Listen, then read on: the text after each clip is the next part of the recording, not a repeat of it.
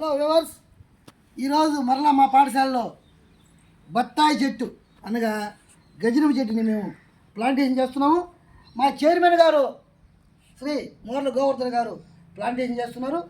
మా విద్యార్థిని ఇందిరా ప్రియదర్శిని దానికి ప్లాంటేషన్కి వాటరింగ్ చేస్తుంది. వాటర్ పోయమా.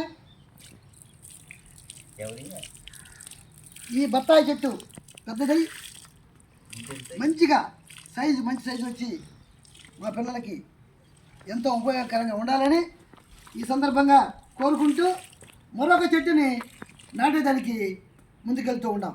రండి, ఆ చెట్టు తీసుకొని ఆ చెట్టు తీసుకో.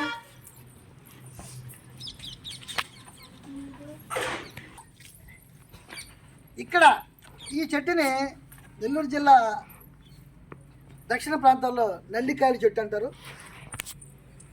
దీన్ని ఉసిరికాయల చెట్టు కూడా అంటారు. ఇవి చాలా పుల్లగా ఉంటాయి. ఈ కాయ తిని నీళ్లు తాగితే చాలా చల్లగా అదొక విధమైనటువంటి ఆనందాన్ని కలుగజేస్తుంది.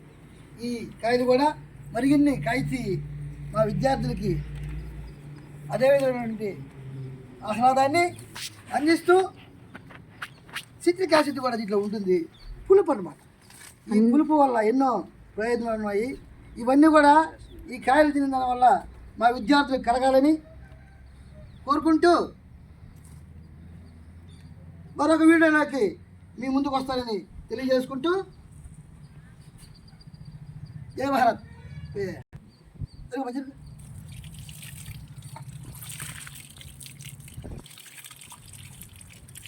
ఓకే.